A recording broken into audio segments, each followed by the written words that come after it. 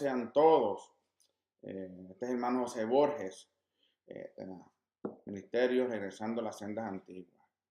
Vamos a retomar entonces el estudio de las parashá. Y hoy en esta semana nos toca la parashá Vayishgah, que significa y se acercó. Antes quiero darle un repaso sobre la parashá anterior, la parashá Miketz, que habla sobre cuando los hermanos de José van por segunda vez a presentarse ante él. Y el versículo, el capítulo 44, versículo 16, lee de la siguiente manera. Entonces dijo Yehudá: ¿qué podemos decir a mi siervo? ¿Qué podemos hablar y cómo nos justificaremos? Elohim ha descubierto la iniquidad de tu siervo. He aquí somos esclavos de mi Señor, tanto nosotros como aquel en cuyo poder fue encontrada la copa. En este versículo no está hablando de el evento de la copa de plata que José mandó a su siervo a poner en los sacos de sus hermanos cuando iban regresando en el primer viaje de regreso. Aquí está hablando más profundo de lo que le habían hecho entonces a su hermano Joseph al venderlo. Vamos entonces a comenzar con la parashá Vayigash, que significa y se acercó. Vamos a estar estudiando la parashá en el libro de Génesis o Bereshit, el capítulo 44, versículo 18, al capítulo 47, versículo 27. La Haftorah se encuentra entonces en el libro del profeta Ezequiel, capítulo 37, versículos del 15 al 28. Y del Brit Hadashah o del Pacto Renovado, vamos a leer a Marcos, capítulo 14, versículo 32 al versículo 15:5. Nuevamente, vamos a seguir hablando de este evento, del encuentro de los hermanos con José. Anteriormente hemos hablado en las parashas anteriores que José fue vendido por sus hermanos a los gentiles y vimos la comparación que había, el paralelismo entre José y Yeshua. Hablamos también cuando José llega a la casa de Potifar y tiene el encuentro con la esposa de Potifar y él corre y él lo que hace es que él niega a ser tentado y pasa la prueba de esa tentación. También vemos que luego por eso a él lo meten preso y vemos los sueños del panadero y del copero y vemos el resultado y vimos el significado de cada uno de esos sueños en un plano profético de nuestro Yeshua. También vimos cómo él es restaurado al poder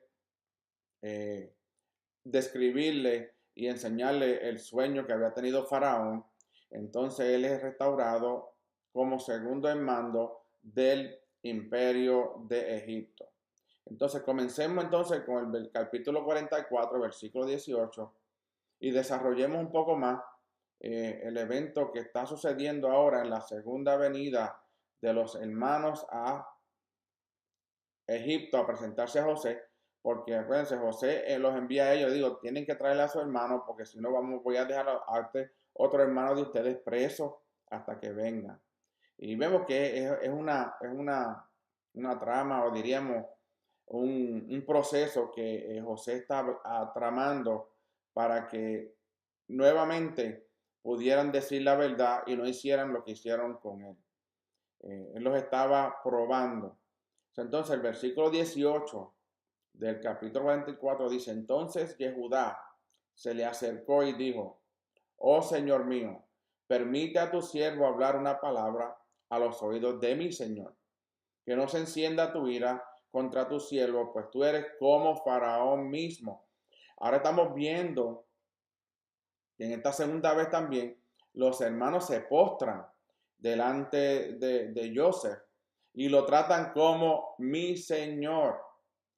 Nuevamente el sueño de José se está manifestando, está saliendo a la luz el sueño que él tuvo sobre los manojos del campo, que decían que habían 12 manojos, 11 se postraban y uno se quedaba parado derecho.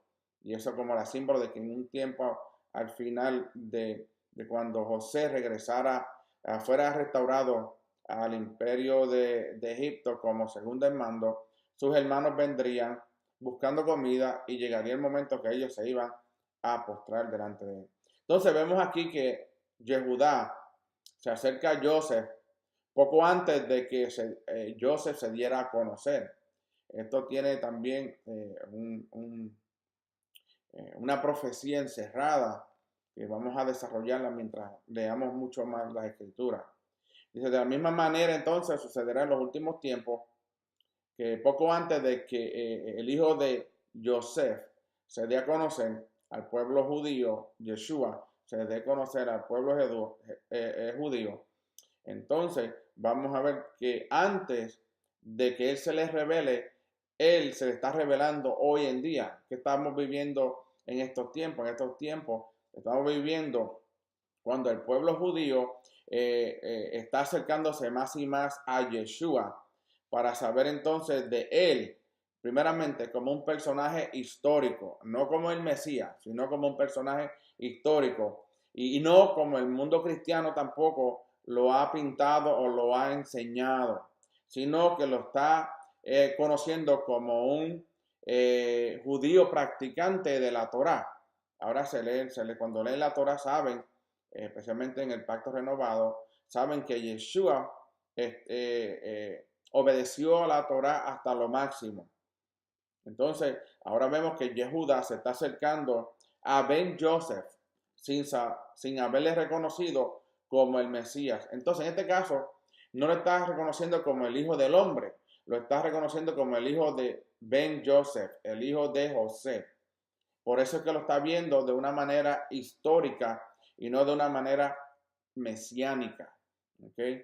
El versículo decía también, cuando Yehudá habló con él, le dijo, porque tú eres como Faraón mismo.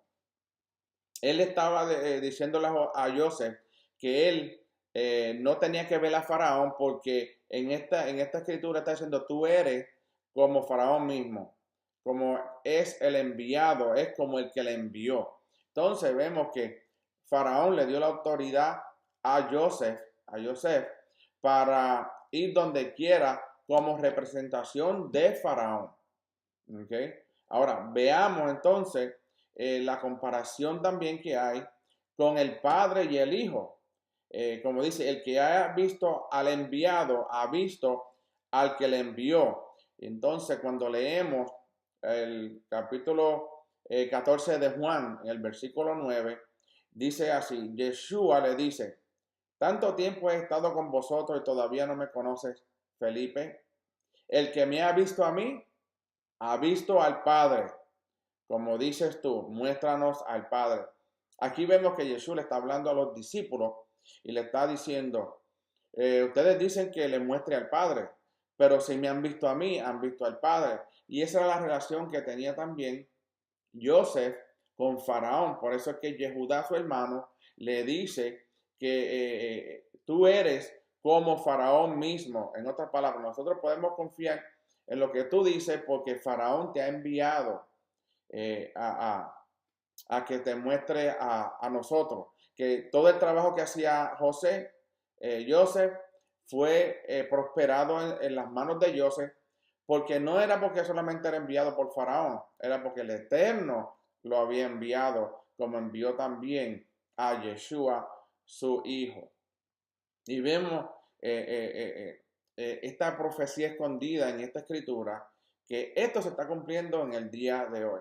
No solamente el pueblo judío, sino también los de la casa de Israel, todos nosotros, que salimos de diversas denominaciones, del catolicismo, del cristianismo, y ahora reconocemos no a Yeshua como un hombre histórico, sino como Yeshua el Mashiach, porque nosotros cuando lo conocimos en los tiempos anteriores, lo conocimos como el Mesías.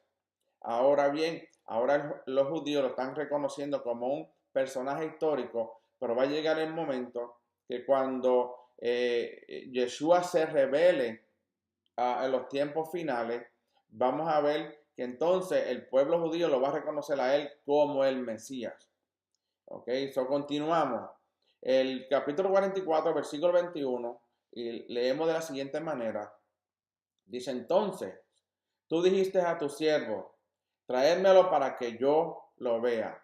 Ok, ¿qué significa esto? La palabra hebrea que ha sido traducida como traédmelo viene de la raíz yarat, que significa bajar. Ok, esto tiene, cuando uno va a Jerusalén, las veces que he visitado a Israel, siempre que vamos a Israel, no vamos a Jerusalén primeramente. Empezamos entonces en el área de Galilea, el área de Samaria, y luego entonces subimos a Jerusalén. Entonces, ¿qué significa esto de bajar y subir? El pueblo hebreo, siempre que sale de la tierra de Israel, habla de salir de la tierra de Israel y usa esta palabra bajar, bajar, salir de Israel es bajar. Y cuando habla de entrar en la tierra de Israel, usa la expresión subir. Y lo mismo se ve en los versículos 23 que leímos y vamos a leer, donde dice desciende y en el otro dice subimos.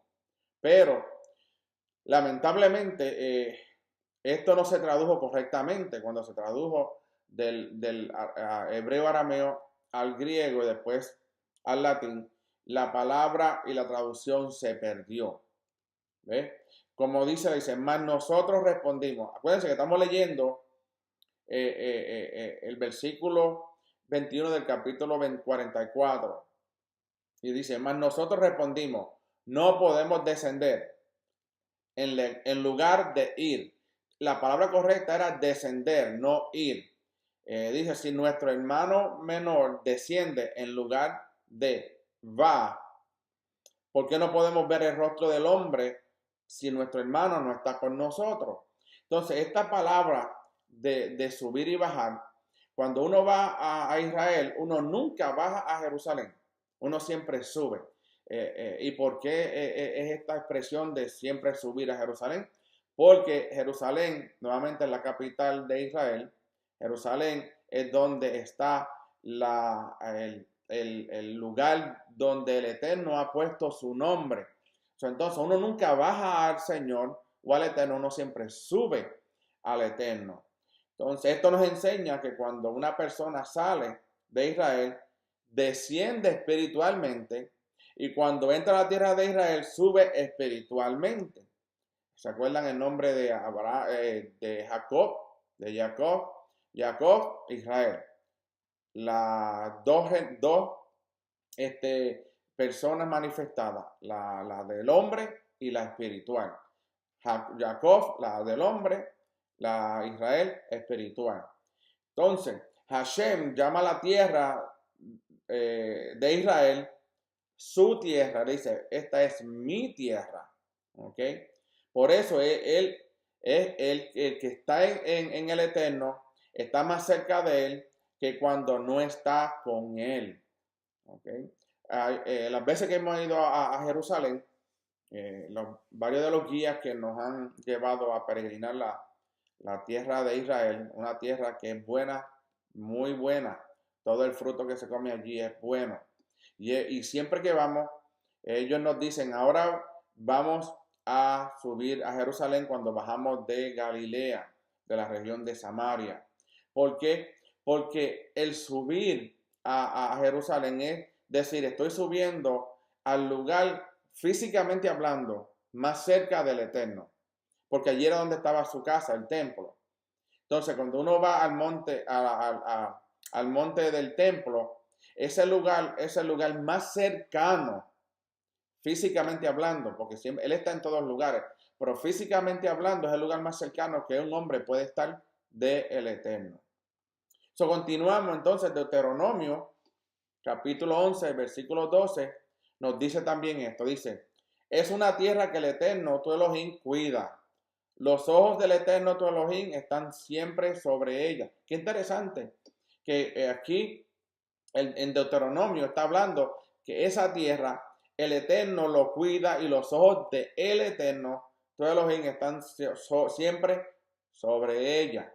Y continúa, desde el principio hasta el fin del año. Significa que esa tierra de Jerusalén, ese lugar, es del Eterno y los ojos del Eterno siempre están en ese lugar. Por eso es que le dije que cuando uno va a Israel y sube a Jerusalén, uno está subiendo físicamente, acercándose más y más y más al Eterno.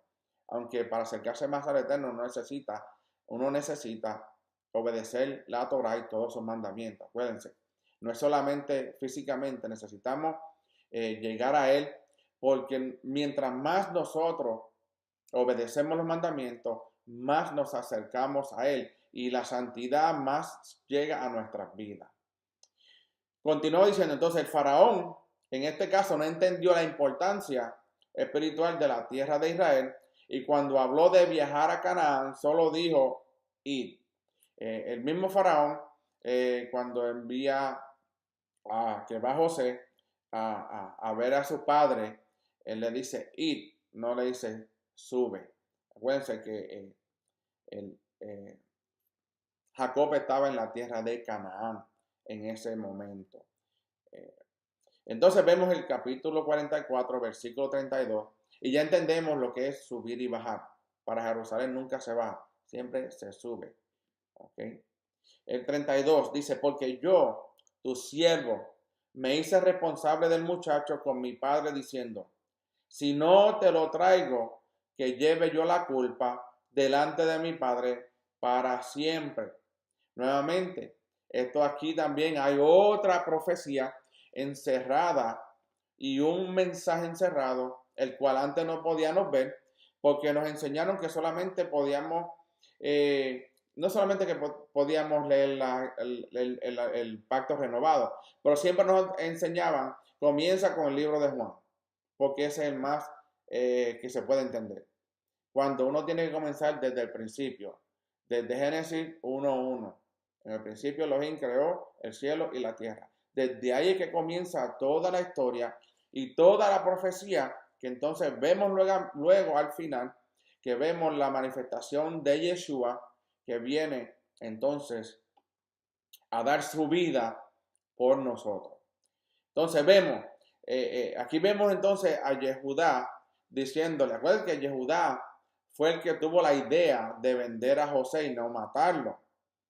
Pero ahora él le dice al padre, le dice a José, yo voy a ir donde mi padre y voy a traer a mi hermano. Y aquí le dice, aquí vemos que él le dice a su padre Jacob que yo me hago responsable del muchacho. Si no lo traigo, que lleve yo la culpa, que si algo le pasa a Benjamín, acuérdense, Benjamín era el menor de todos.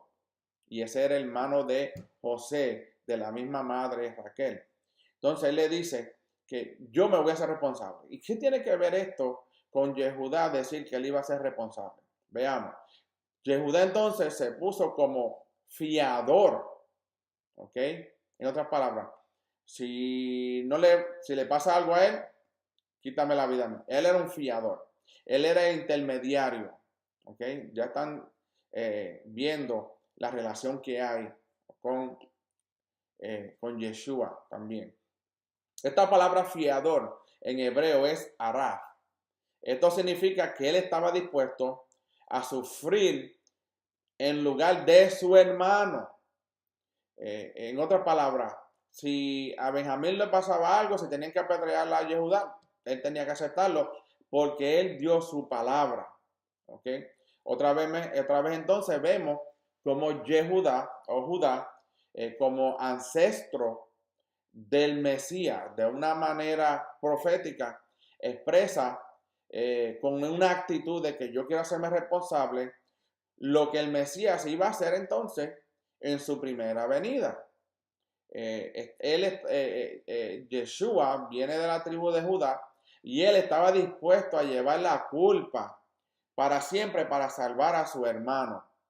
¿A qué hermano? A la casa de Israel, que se había ido entre las naciones y había cambiado su identidad habían llegado a la idolatría. Entonces vemos que el hermano mayor es Yehudá, en este caso Yeshua, que viene de la tribu de Judá. Él dice, yo me pongo en medio del Padre y de la gente, del reino que el Padre iba a establecer. Yo me pongo como mediador, en otras palabras, mátame a mí, pero no a ellos. Entonces, él lo que hizo él fue un fiador. Yeshua puso su vida entre medio para que el Eterno no destruyera entonces a el pueblo de Israel. Y no solamente al pueblo de Israel, a todos seres humanos que estábamos perdidos en los pecados, sin esperanza, sin el Mesías. Y el Mesías Yeshua tuvo que venir entonces para restaurar lo que se había perdido.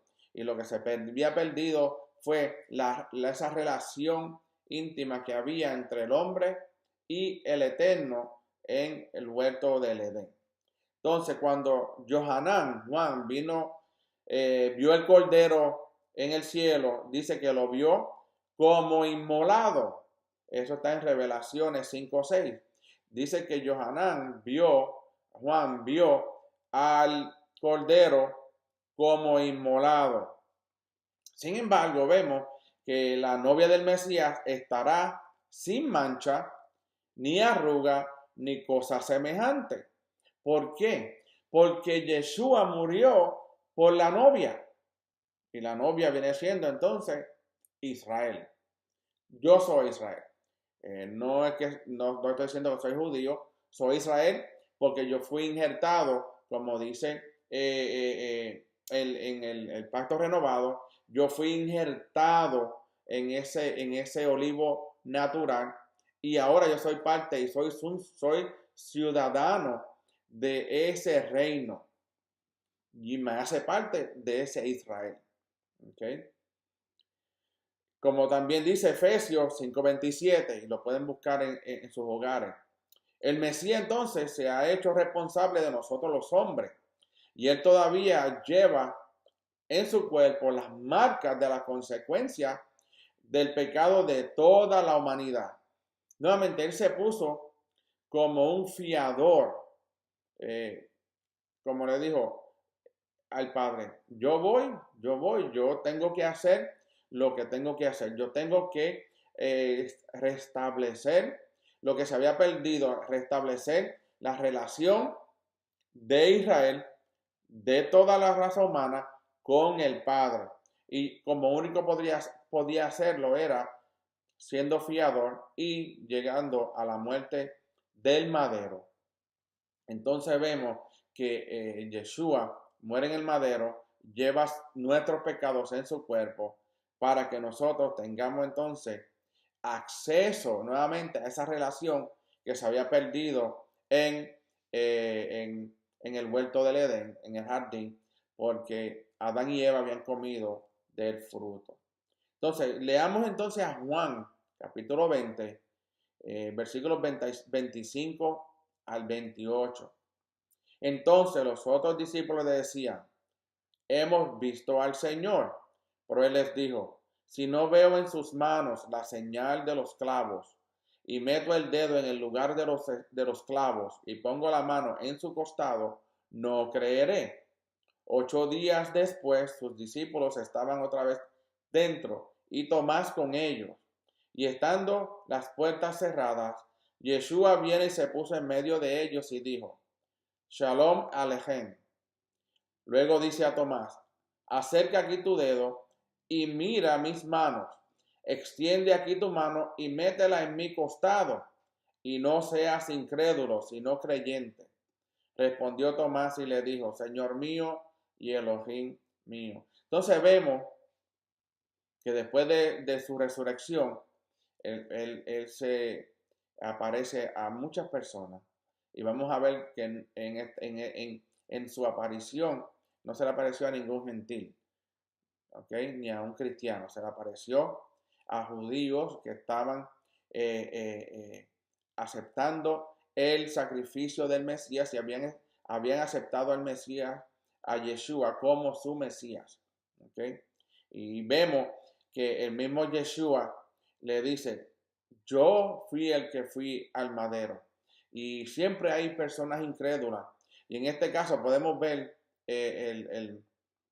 Tomás como una reflexión del pueblo judío en el día de hoy.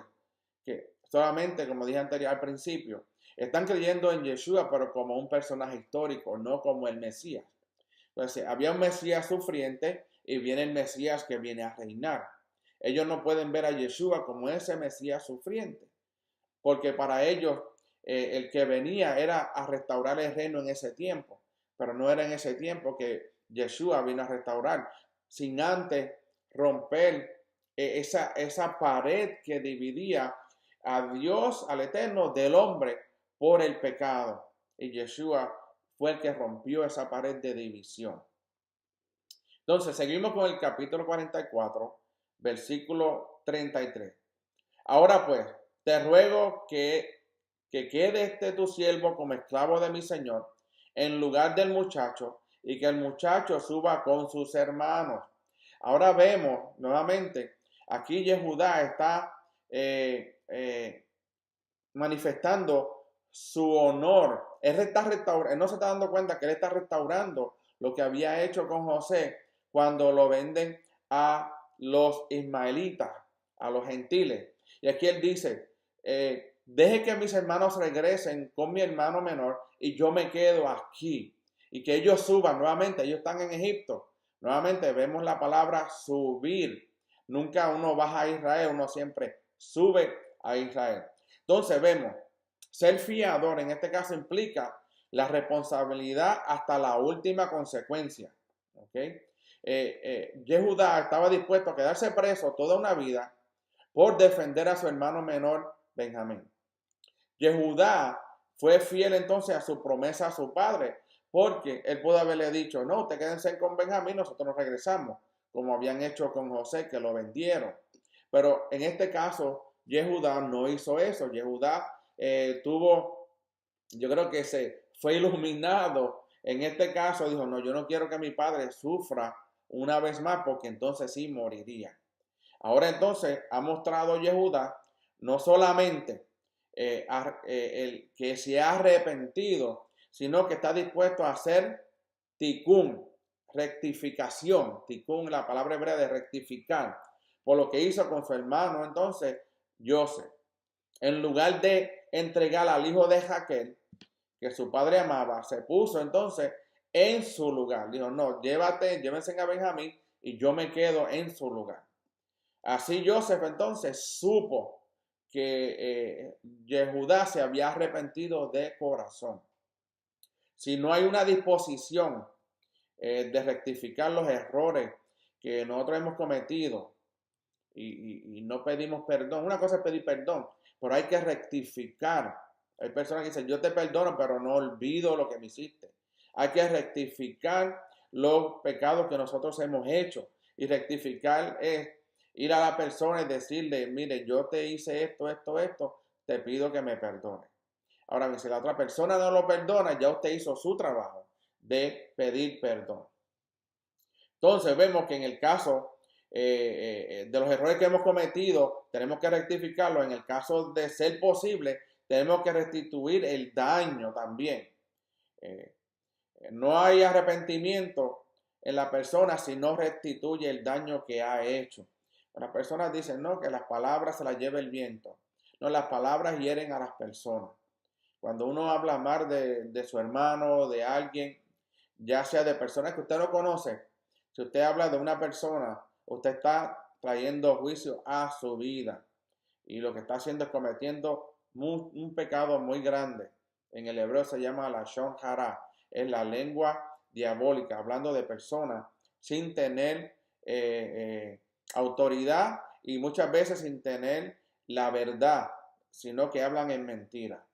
Si hay un arrepentimiento verdadero, también tiene que haber un deseo de rectificación.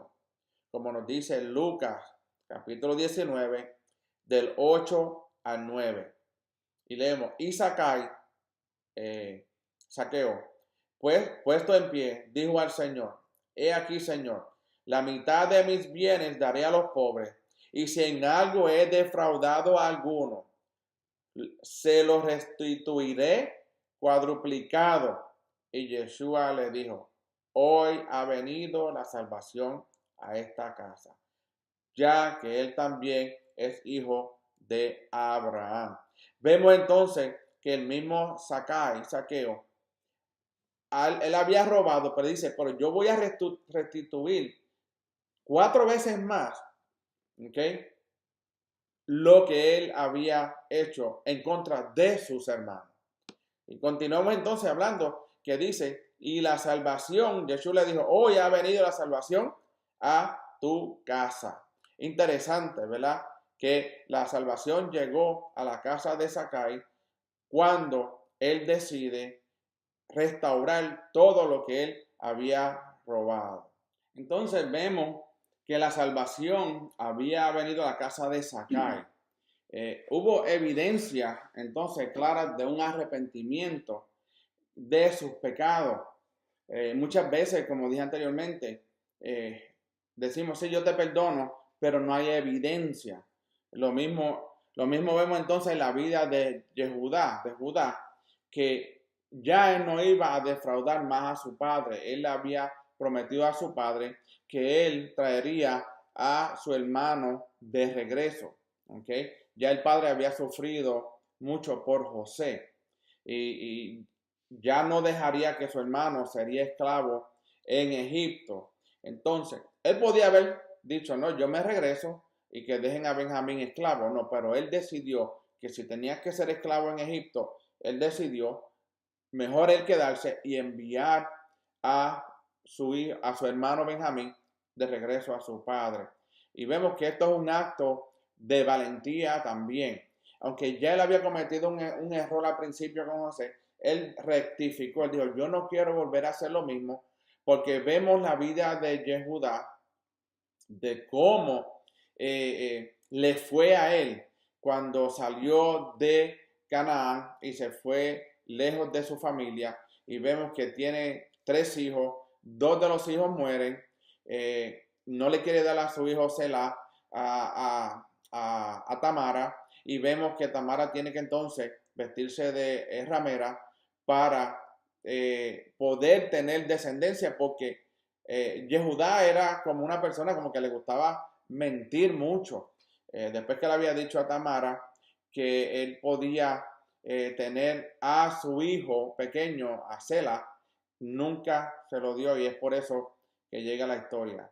Y yo creo que ya pues Yehudá estaba diciendo, ya yo no quiero ir en contra de la voluntad del Eterno. Entonces, vemos que lo hizo entonces una vez, pero esta vez no, porque él sabía que se había arrepentido de todo corazón. Cuando Yehudá entonces muestra su arrepentimiento por haber vendido a su hermano, el hermano entonces José se da a conocer a ellos.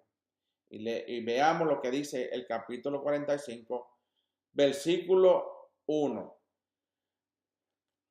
Y aquí es bien interesante porque por esta actitud de Yehudá, vemos que la actitud de Joseph cambia. Al principio me imagino que Joseph no creía en ninguno de sus hermanos, por eso es que envía a los hermanos menos a uno, los envía a buscar al hermano menor, no diciéndole a ellos que era el hermano menor, pero que buscara al hermano menor que ellos habían dicho que tenía, para entonces es reconocer si había un arrepentimiento puro y un arrepentimiento de corazón. Y vemos entonces en este versículo 1 del capítulo 45, vemos la reacción de Joseph, ¿ok? Dice, Joseph no pudo ya contenerse delante de todos los que estaban junto a él y exclamó, haced salir a todos de mi lado. Y no había nadie con él cuando Joseph se dio a conocer a sus hermanos. Interesante, no había ningún egipcio en ese lugar cuando Joseph se da a conocer a sus hermanos. Acuérdense, ya se había visto el arrepentimiento de Yehudá. Eso es lo que estaba buscando primeramente a Joseph o Joseph. ¿Ok? Entonces, en ese momento ya Joseph ya no necesitaba tratarle con dureza como lo había hecho anteriormente a las pruebas que le da, de darle más trigo, darle el dinero para atrás, la copa de plata, dejar a un hermano preso. Era porque hasta él tenía que reconocer y ver que los hermanos sí se habían arrepentido de verdad, porque si no, hacían lo mismo con su hermano Benjamín. Y esa era la duda que tenía Joseph, que le hicieran lo mismo a Benjamín que le habían hecho a él. Ahora entonces él se da a conocer, pero no a los egipcios, sino a sus hermanos. De la misma manera, el Mesías no fue manifestado al mundo después de su resurrección, como dije anteriormente. Él no se le apareció a ningún gentil, sino se le apareció a los que antes habían caminado con él, como nos dice entonces Hechos, capítulo 10, del 40 al 41. Y dice la escritura, capítulo 10 de Hechos, 40-41. A este Elohim le resucitó al tercer día e hizo que se manifestara, no a todo el pueblo.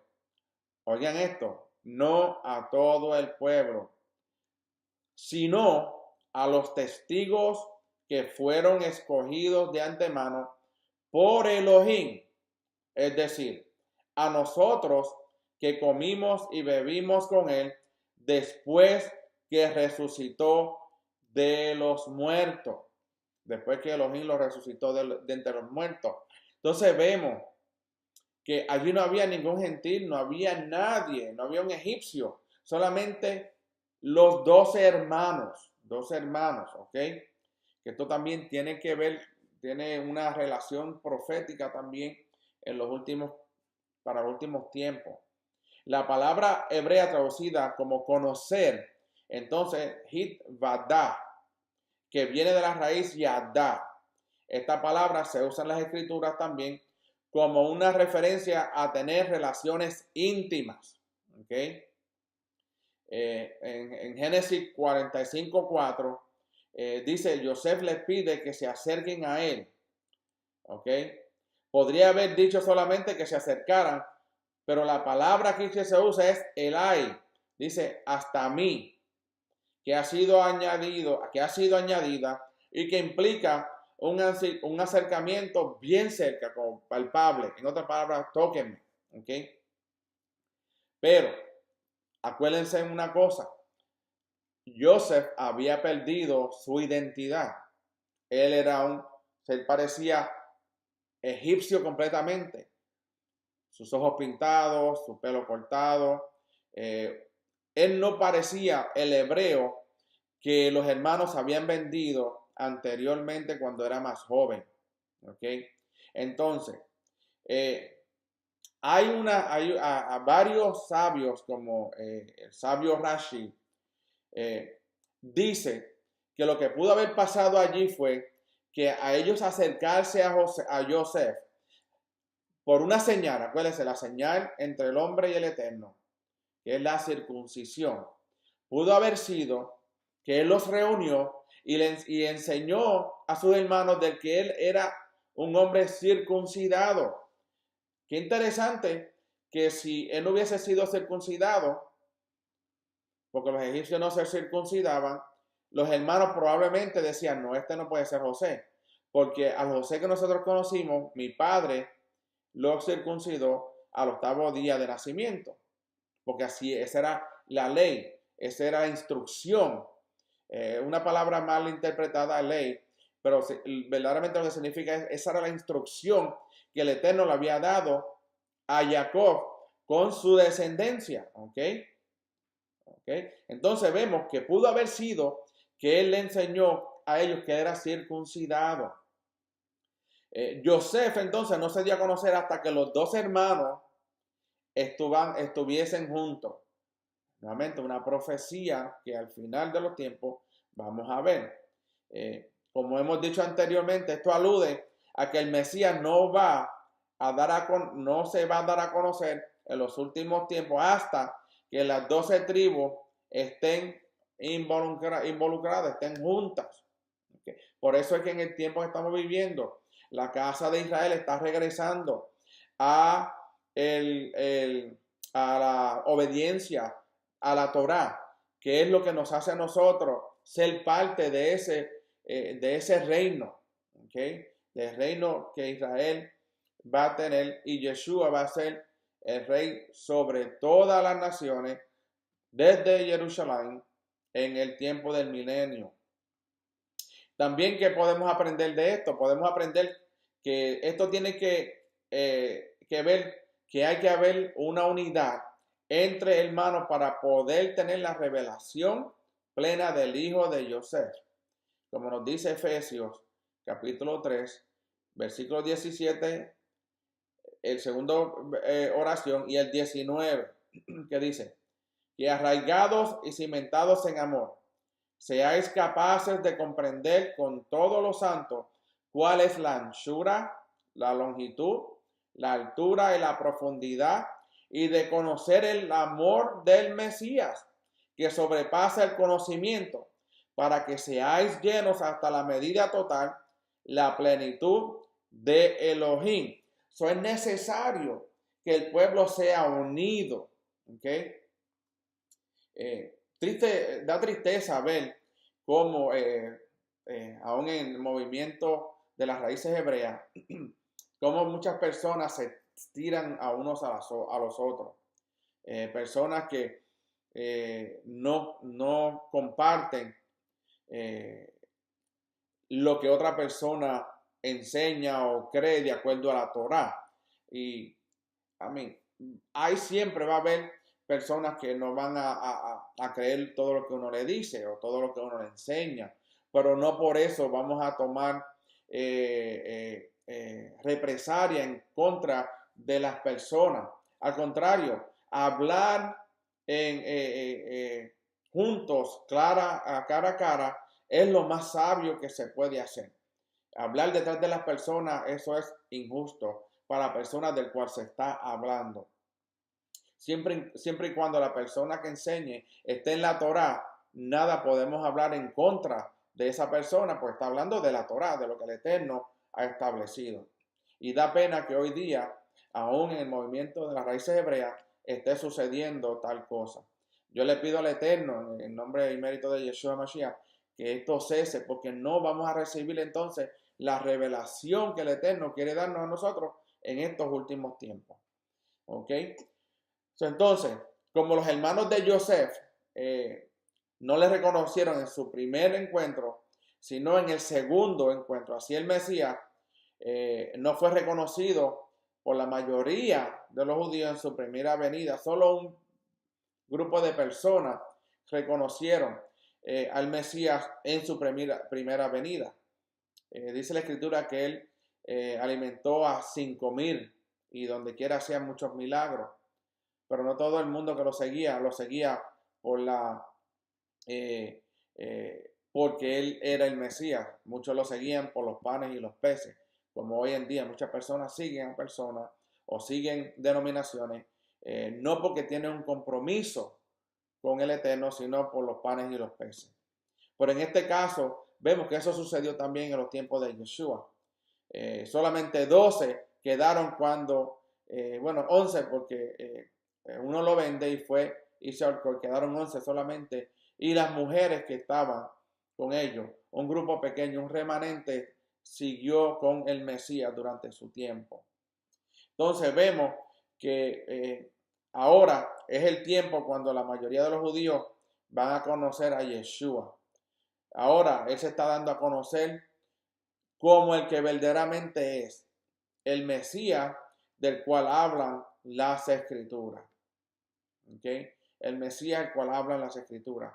Si nosotros leemos desde Génesis hasta todas las Escrituras, vamos a ver el Mesías en toda la Escritura. Dice, no había nadie con él cuando Yosef se dio a conocer a sus hermanos. Okay. ¿Qué significa esto? Esto significa que había una intimidad con los hermanos. como dije anteriormente, tenemos que mantenernos unidos si queremos recibir la revelación de la Torah por medio del Espíritu de Santidad. Un reino no puede estar dividido, dijo Yeshua. Tiene que estar junto. Y aquí estamos viendo que eso es lo que el Eterno siempre ha querido. Entonces vemos que de la misma manera, ahora el Mesías se está dando a conocer de una manera íntima a todos los descendientes de las 12 tribus de Israel. También se está revelando de una manera hebrea, llamando de vuelta a sus raíces hebreas y dándonos a entender la relación con Él, no solo de manera espiritual, sino también física.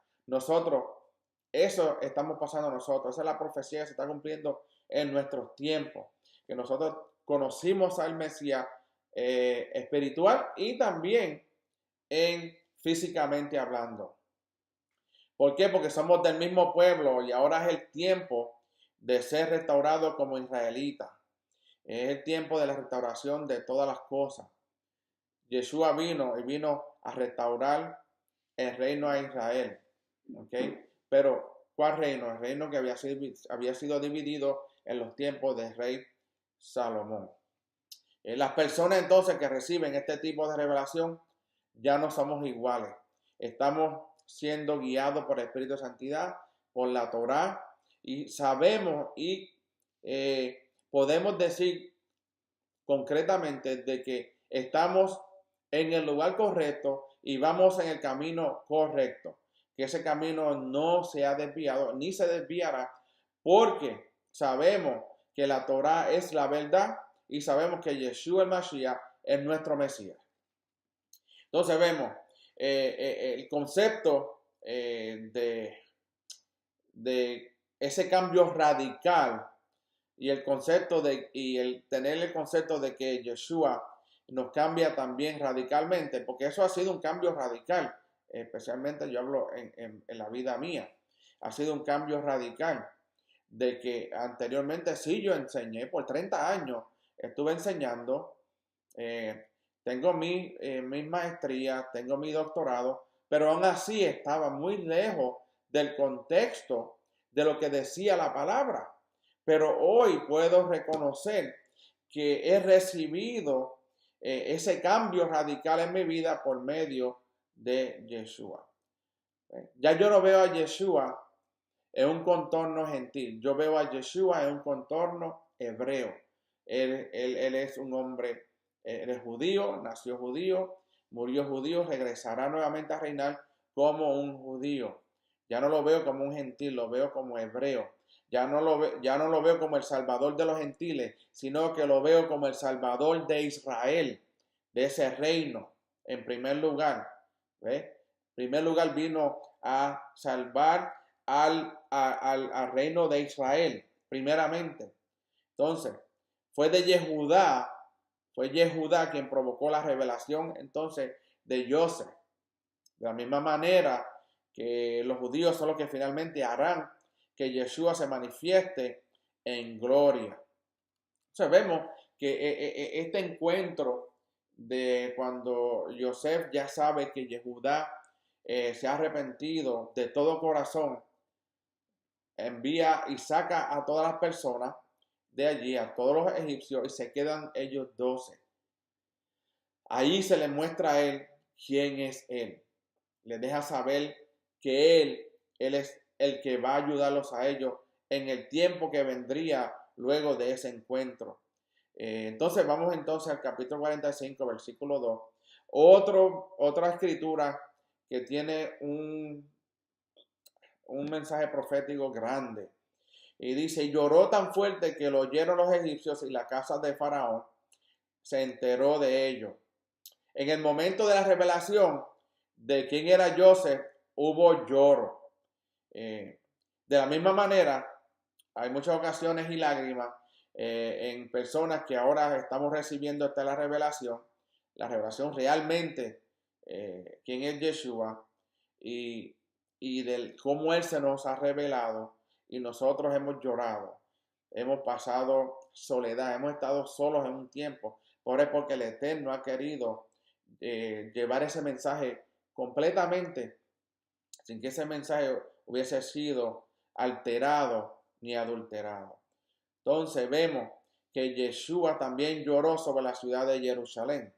Eso lo vemos en Lucas capítulo 19, del versículo 41 al 44. Pero también vamos a ver que los habitantes de Jerusalén llorarán cuando Él se dé a conocer, mostrando sus heridas, las señales del pacto renovado. Y leamos entonces Zacarías capítulo 12, versículos 10 al 14.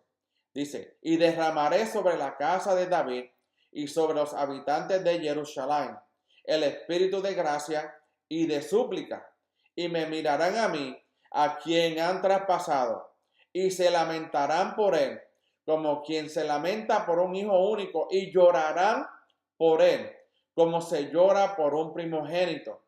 Aquel día habrá gran lamentación en Jerusalén, como la lamentación de Hadad Rimón en la llanura de Megiddo. Y se lamentará la tierra, cada familia por su lado, la familia de la casa de Natán por su lado, ¿okay? La casa de David por su lado, sus mujeres por su lado, y sus mujeres por su lado, la familia de la casa de Leví, y por su lado, y sus mujeres por su lado, la familia de los Shimeita por su lado, sus mujeres por su lado, todas las demás familias, cada familia por su lado y sus mujeres por su lado. Entonces, este mismo evento que pasó en que en que Joseph, ellos lloran y gritan en ese lugar, eso va a pasar también en los tiempos cuando Yeshua se revele al pueblo judío una vez que toque el monte de los olivos y se presente. Dice el libro de Zacarías, este capítulo, que dice que él se revelará a ellos y verán al que traspasaron, ¿ok? Y dice que derramará en la casa de David y sobre los habitantes de Jerusalén el espíritu de gracia y de súplica. Y dice que lo mirarán a él y llorarán y se lamentarán por lo que le hicieron a él, que lo llevaron al madero. Pero todo esto tenía que suceder. Entonces, en los primeros versículos de esta profecía de Zacarías, se habla de una guerra que va a ser causada por los países árabes y apoyada por una coalición internacional. El motivo entonces de esa guerra en Jerusalén, por eso mismo, en estos momentos estamos viviendo el tiempo cuando Hashem está poniendo su ciudad como una copa de vértigo para todos los pueblos de alrededor y pronto habrá guerra. ¿Se acuerdan del mensaje que dio el presidente de los Estados Unidos? Estableciendo y reconociendo que Jerusalén es la capital de Israel. Esto se va a cumplir pronto. Ya se está cumpliendo en el sentido que dice, y será como copa de vértigo para todos los pueblos de alrededor y pronto habrá una guerra. Pero esta guerra será ganada por el pueblo de Israel y la ciudad será habitada de nuevo en su lugar. ¿Qué estamos hablando? Que aún desde ese tiempo, del tiempo de Joseph, al tiempo de lo que va a pasar, lo que dice el profeta Zacarías, y lo que viene en los tiempos, nuestros tiempos, porque ya se estableció de que Jerusalén es la capital de Israel, y eso para el pueblo árabe y para muchas naciones es la copa de vértigo para ellos. Ahora hay que esperar qué va a suceder en los próximos meses y qué esperaremos de este anuncio, porque las profecías, ahora vemos claramente que las profecías que el Eterno le dio a los profetas eran ciertas y tenían un tiempo de cumplimiento. Y ya vemos que esto es lo que está pasando. Vemos entonces que Zacarías, hace mención de esta profecía de que van a llorar, pero en ese momento, cuando eso suceda, vendrá una guerra, pero no todo será perdido. Entonces, el capítulo 13 del mismo profeta, Zacarías, podemos ver cómo este avivamiento mesiánico entre los ortodoxos en Jerusalén producirá una purificación del pecado y la impureza de muchos. ¿Okay?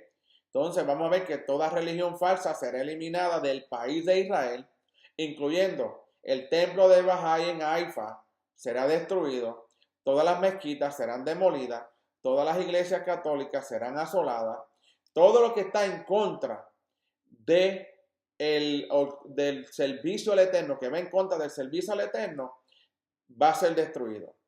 Zacarías 14, versículo 1 al 5 dice: he aquí, viene el día de Hashem, cuando serán repartidos tus despojos en medio de ti, y yo reuniré a todas las naciones en batalla contra Jerusalén, y será tomada la ciudad, y serán saqueadas las casas, y violadas las mujeres. La mitad de la ciudad será desterrada, pero el resto del pueblo no será cortado de la ciudad. Entonces saldrá Hashem y peleará contra aquellas naciones, como cuando él peleó el día de la batalla. Sus pies se posarán aquel día en el monte de los olivos, que está frente a Jerusalén al oriente, y el monte de los olivos se hendirá por el medio de oriente a occidente, formando un enorme valle, y una mitad del monte se apartará hacia el norte y la otra mitad hacia el sur. Y huiréis al valle de mis montes, porque el valle de los montes llegará hasta Atzel. Huiréis tal como huisteis a causa del terremoto en los días de Usías, rey de Yehudá, y vendrá Hashem mi Elohim y todos los santos contigo. Esta entonces será la última guerra antes de la venida del Mesías, Ben David. En esta guerra el ejército del Estado de Israel será totalmente eliminado y la santa ciudad será tomada, como dice Daniel. Capítulo 9, 26 a 27. Hasta el fin habrá guerra. Las desolaciones están determinadas, y él hará un pacto firme con muchos por una semana de año, pero a la mitad de la semana pondrá fin al sacrificio y a la ofrenda cereal. Sobre el ala de las abominaciones vendrá el desolador hasta que una destrucción completa, la que está decretada, será derramada sobre el desolador. Y aquí vemos que todo esto tiene que ver con lo que va a pasar en los últimos tiempos. Dice, los oyeron los egipcios y la casa de Faraón se enteró. Los egipcios oyeron, simbolizan que todos los gentiles se darán cuenta de la revelación del Mesías de Israel y su gran lloro por sus hermanos israelitas. La casa de Faraón hace referencia entonces a los gobiernos de la tierra en los últimos tiempos, que serán informados cuando el hijo de Joseph se haya dado a conocer a sus hermanos israelitas.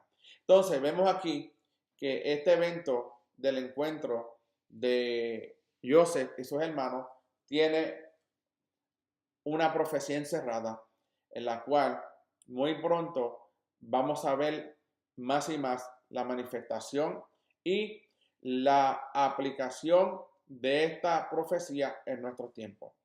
El anuncio que hizo el presidente de los Estados Unidos fue un anuncio que fue revelado por el Espíritu de Santidad, porque las profecías ya tienen que estar cumpliéndose. Espero que nos veamos la semana que viene. Este es el hermano José Borges del Ministerio Regresando a las Sendas Antiguas. Yo les digo que el Eterno nos bendiga y nos guarde, que el Eterno haga resplandecer su rostro sobre nosotros, que el Eterno nos tenga misericordia y que el Eterno ponga su shalom. Shalom, y nos veremos la próxima semana.